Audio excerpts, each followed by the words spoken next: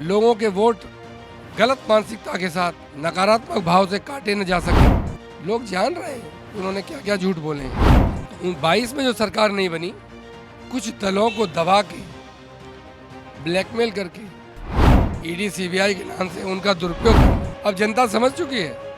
लोगों को पता है कि कौन उम्मीदवार भाजपा से लड़ रहा है और कौन उम्मीदवार भाजपा के इशारे पर लड़ रहा है। जब हमने भी सबक लिया है, लोगों ने भी सबक लिया है और इसका परिणाम लोकसभा चुनाव में दिखेगा। लग रहा है कि डेंट लग सकता है, आपकी सीट फंस सकती है। नहीं, मुझे कोई डेंट नहीं लग रहा है। हर दल चुनाव लड़ेगा, किसी न किसी को उतारेगा। देश में आगामी लोकसभा चुनाव का बिगुल फूंक चुका है, आचार संहिता लग चुकी है, लेकिन देश में उत्तर प्रदेश की 80 लोकसभा सीटों पर सबकी निगाह है। यहाँ पर मुख्य विपक्षी पार्टी समाजवादी पार्टी है, जिसको भाजपा के सामने एक बड़ी चुनौती है और किस तरह से भाजपा की रणनीति को समाजवादी पार्टी भेद पाएगी, उन्हीं सब चीज़ों पर आज हम चर्चा करेंगे। हमारे साथ समाजवादी पार्टी के कद्दावर नेता मौजूद हैं। उदयवीर जी, लोकसभा चुनाव का बिगुल फूंक चुका है, समाजवादी पार्टी की कितनी तैयारी है, किस तरह की रणनीति बनाकर आगे बढ़ेगी? चुनाव तो सबको पता था कि इन्हीं दिनों में होना है और भारतीय जनता पार्टी जितना प्रयास करेगी, सत्ता का, संवैधानिक संस्थाओं का प्रयोग करेगी। भय और दुष्प्रचार पे ये पार्टी की सरकार चल रही है। मुझे लगता है कि आचार संहिता लगने से ईडी और सीबीआई से बहुत सारे लोग जो खुल के नहीं आ रहे थे, वो शायद अब आना शुरू हो जाएंगे।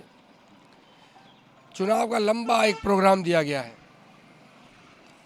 क्योंकि भारतीय जनता पार्टी के पास केवल धन ज़्यादा है, काम नहीं है, विषय नहीं है जनता के बीच में ये बताने के लिए कि बेरोजगारों के लिए क्या किया, किसानों को किस तरीके से परेशान करके लाठी मारी, कैसे महिलाएं प्रताड़ित हैं, नौजवान परेशान हैं, पेपर लीक हो रहे हैं, किसी को नौकरी नहीं मिल पा रही है।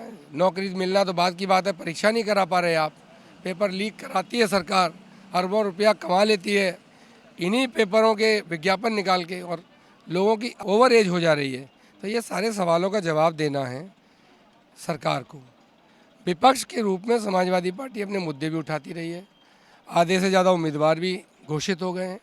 बाकी जो उम्मीदवार हैं, मुझे लगता है उस पर भी पार्टी के राष्ट्रीय अध्यक्ष जी काम कर रहे हैं और वरिष्ठ नेताओं के सलाह मशवरा से जल्दी वो भी घोषित हो जाएंगे। बूथ संगठन, वोटर लिस्टों को सही करना, सरकारी मशीनरी का दुरुपयोग न हो पाए, लोगों के वोट गलत मानसिकता के साथ नकारात्मक भाव से काटे न जा सकें, इस सब पे काम समाजवादी पार्टी कर रही है। उदयवीर जी, सबसे बड़ा सवाल ये है कि 2022 का जो आपका विधानसभा चुनाव थे, उसमें कहीं ना कहीं सबसे ज़्यादा वोट आपको मिले थे, वोट प्रतिशत की अगर बात की जाए। और वहीं 2012 की बात की जाए तो 2012 में जब आपकी 224 सीटें आई थी, तब आपको 29% मिला था, लेकिन 2022 में 32% मिला था। तो वोट परसेंटेज को लेकर 2012 और 2022, क्योंकि 40% वोट अगर आपके आते हैं तब कहीं ना कहीं लड़ाई दिखेगी, तो उस पर किस तरह की रणनीति चल रही है वोट प्रतिशत बढ़ाने की? अपने अपने देखने का तरीका है। आप कहते हैं 29% पे सरकार बनी, 37% पे, 36-37% पे सरकार नहीं बन पाई, और मैं देखता हूँ कि 29 से हम शुरू किए थे, 36-37 पे पहुँच गए हैं। तो जब हमने 8% बढ़ा लिया तो 3% तो बढ़ाना है, उस पर समाजवादी पार्टी काम कर रही है। और जो देश के अंदर फौज है सरकार द्वारा ठगे हुए लोगों की, 2 करोड़ रोजगार, कोई रोजगार नहीं, रोजगार छीन रहे, उल्टा आर्थिक विकास के नाम पे गरीबी बढ़ रही है। किसानों को आप आय दुगनी कर रहे थे, उनको लाठियां बरसा रहे हो। नौकरी देने की बात छोड़ो, आप परीक्षा नहीं करा पा रहे हो। तो ये सब जनता के मुद्दे हैं। जो भाजपा ने दुष्प्रचार किया था समाजवादी पार्टी के खिलाफ कि सब यादव भर लिए, कोई यादव एसडीएमओ की सूची तो आज तक मुख्यमंत्री नहीं दे पाए। तो समय के साथ उनके झूठ भी एक्सपोज हुए हैं, लोग जान रहे हैं कि उन्होंने क्या क्या झूठ बोले हैं। और 22 में जो सरकार नहीं बनी, वो लोग समझ नहीं पाए, कुछ दलों को दबा के ब्लैकमेल करके मुकदमों के नाम से, ईडी सीबीआई के नाम से उनका दुरुपयोग कर लिया।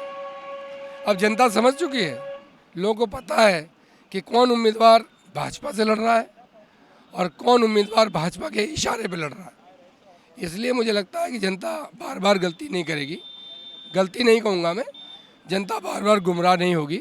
और मुझे लगता है कि हमने भी सबक लिया है, लोगों ने भी सबक लिया है और इसका परिणाम लोकसभा चुनाव में दिखेगा। लेकिन उदयवीर जी, आपकी तबीयत भी खराब, मैं आखिरी सवाल आपसे लूँगा कि 2019 का जो लोकसभा चुनाव था, बसपा और आप लोग कंबाइन करके लड़े थे, गठबंधन के साथ लड़े थे, तो ठीक ठाक सीटें मिली थी आपको। लेकिन वहीं अगर देखा जाए तो तकरीबन 14 से 16 प्रत्याशी बीएसपी मायावती ने अपने उतार दिए हैं। तो कितना बड़ा आपको लग रहा है कि डेंट लग सकता है, आपकी सीट फंस सकती है कुछ लोकसभा सीटों पर?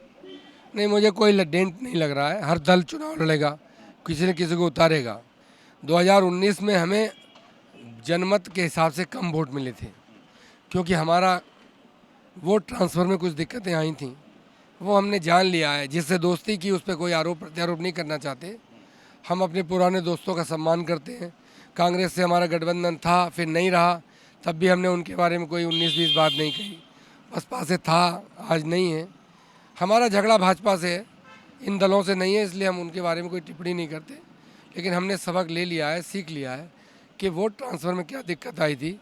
जनता समझ रही है। नगर निगम में भी बहुत उम्मीदवार आए, लेकिन जनता ने समझ लिया कि कौन उम्मीदवार भाजपा से लड़ रहा है, कौन संविधान बचाने के लिए लड़ रहा है, कौन समाजवाद, सेकुलरिज्म और आरक्षण बचाने के लिए लड़ रहा है, और कौन भाजपा के इशारे पर लड़ रहा है। इस तरह के फैसले ज़मीन पे जनता कर लेती है। आप चिंता मत करिए।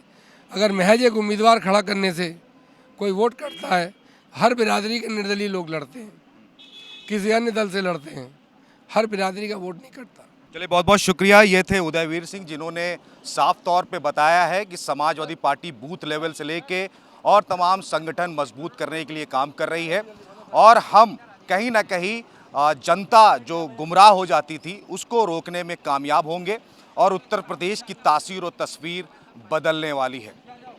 कैमरा पर्सन आयुष के साथ मुजाहिद जैदी, द लीडर हिंदी, लखनऊ।